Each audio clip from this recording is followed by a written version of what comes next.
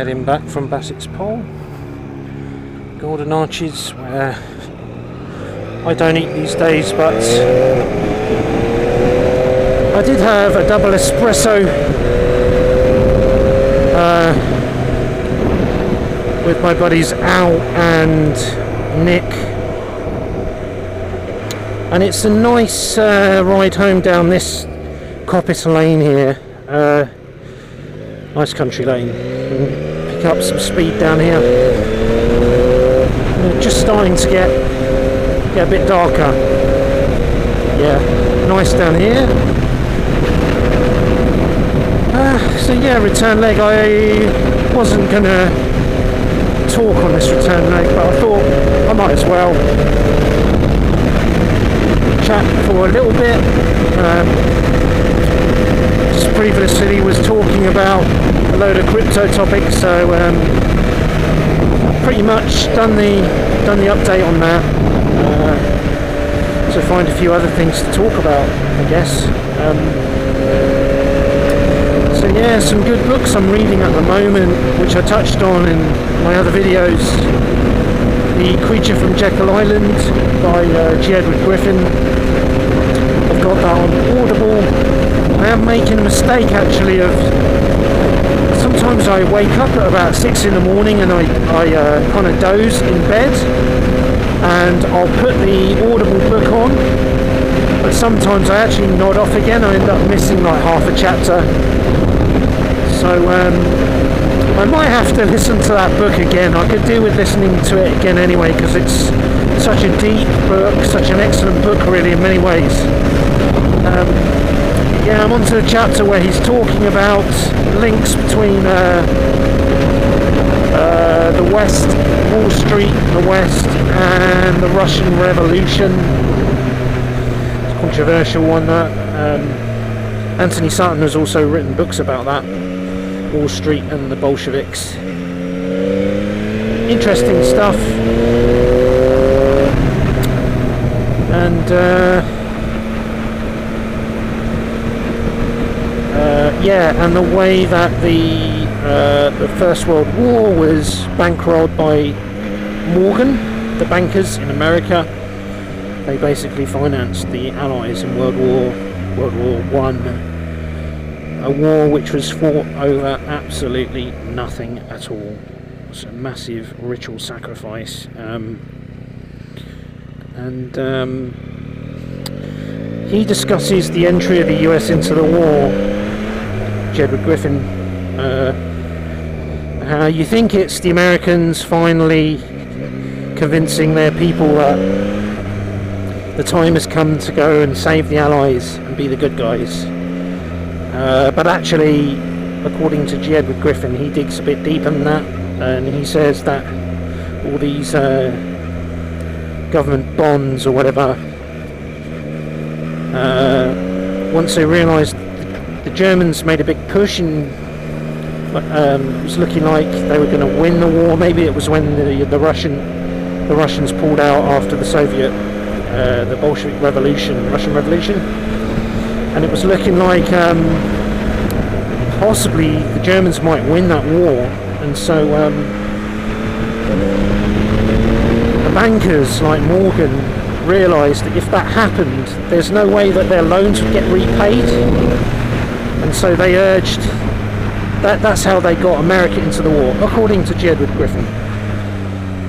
And the sinking of the, what's that ship? The sinking of the, begins with an L, Lusitania. Apparently that ship was a Cunard ship that was fully kitted out to quickly become a warship if the circumstances demanded it. And they were basically smuggling. It wasn't just a passenger ship. They were smuggling like to catch my buddies up. There's a camera down here. Got to be careful. Smuggling arms on that ship, and they had the capability of actually maybe shooting weapons from it as well. But then they just basically disguised it as a passenger ship, and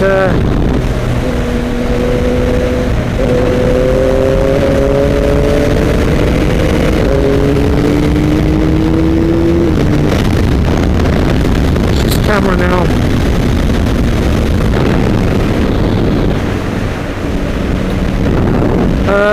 So that because America was neutral at that point, the Germans wouldn't attack it. But meanwhile, they were smuggling contraband on there, including weapons, and having passengers on there, with the intention of provoking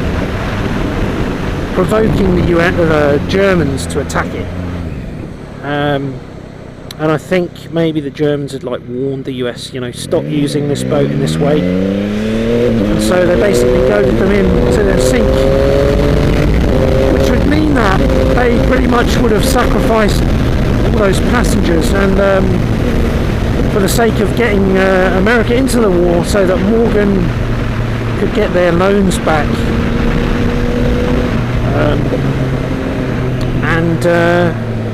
There was like a captain on the Lusitania who resigned because he knew that he didn't want to place passengers in harm's way, knowing that there was contraband and weapons on the boat being smuggled to the Allies, and he didn't want to put the passengers in harm's way, so he resigned. This captain. Anyway, this is all what Jed Griffin says. Nice little canal bridge. So how the banksters finance all the wars, and without fiat money you cannot afford wars. This is again the case for crypto and the gold standard. Is the only way with sound money that you can finance wars is if you can raise taxes, and no politician wants to do that if they want to get re-elected, because it's not popular.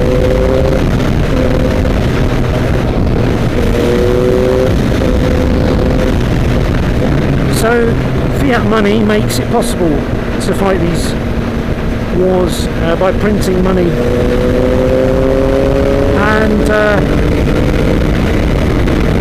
like the war in Afghanistan and the war in Iraq in 2003 or whenever, totally illegal war because there were no weapons of mass destruction at all. That was proved. So they're going in there for oil, but it would appear also for the poppies. So I came across this thing on the internet recently about how since the Americans had pulled out of Afghanistan, poppy production had dropped like 90% or something. And we know, like with the Iran-Contra affair with one of the North, the CIA was basically selling drugs in order to fund the Iran-Contras and Nicaragua. The Iran-Contras and whatever the tie was to Nicaragua, was it some militia in Nicaragua as well or something? I have to revise my my knowledge of that. But so the CIA is a drug dealer, and so why wouldn't they do that in Afghanistan with the poppies? Anyway, Jedward Griffin is digging into all that kind of bankster stuff, wars, but going back a bit earlier,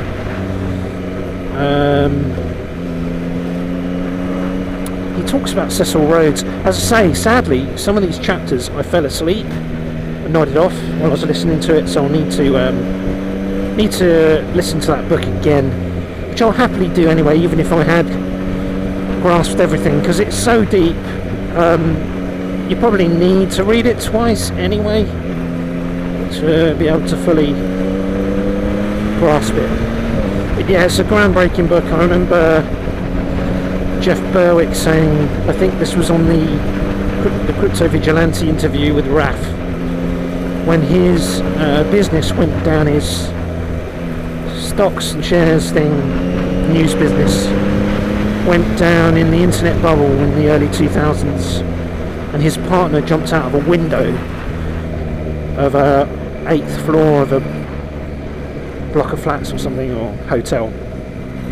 He was so distressed about this company going down, and he broke like every bone in his body but survived. And then sometime later he hobbles along to Jeff Berwick's room on his crutches and hands him the G. Edward Griffin book, The Creature of Jekyll Island, and says, read this, and then sort of buggers off. And Jeff Berwick says that's how his eyes were opened,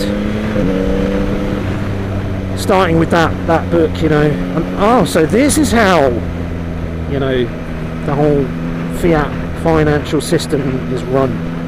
This is what they're up to, you know. Also, the other book I've been reading in parallel is the Weird Scenes Inside the Canyon book, about Hollywood and show business in stars in Laurel Canyon. I haven't got much further in that book than I did the last video update, but yeah, that's the other book I've got on the go. It's really, really interesting. It's actually easier to listen. I'm also doing that on Audible, and it's easier to listen to than the Jekyll Island book, because Jekyll Island is kind of deep economics, you know, whereas this is about showbiz stars like Jimi Hendrix, David Crosby and Frank Zappa, and all the weird kind of deaths that happen inside Laurel Canyon. The toddler who falls through a roof, the toddler who's supposed to play Satan in this movie, falls through a roof and dies, and his parents, the same night, they go off to a party. There's some weird kind of satanic weird stuff, which probably your average person wouldn't be interested in a book like that, but if you're like me and you want to dig into how these things are being run, you know, then you would find this kind of book interesting, I suppose. A bit dark, but interesting stuff, you know. So yeah, that's it. And still just hodling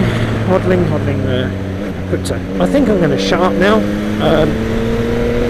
So this is Crypto Smith out on the return leg from Bassetts poll. Thanks for listening. If you did tune in, I'll start sticking these videos on Rumble as well. I look forward to getting unbanned from YouTube so I can start posting again, especially my violin videos on Yasha Hi-Fits, which I've enjoyed making those. And by the way, I've got a video prepared about Hi-Fits and the Bohemian Club, which is a little bit more of a conspiracy themed Hi-Fits video, which is not what I normally do with those. So yeah, I found that quite interesting to make. So anyway, ciao for now, and stay free, keep cool.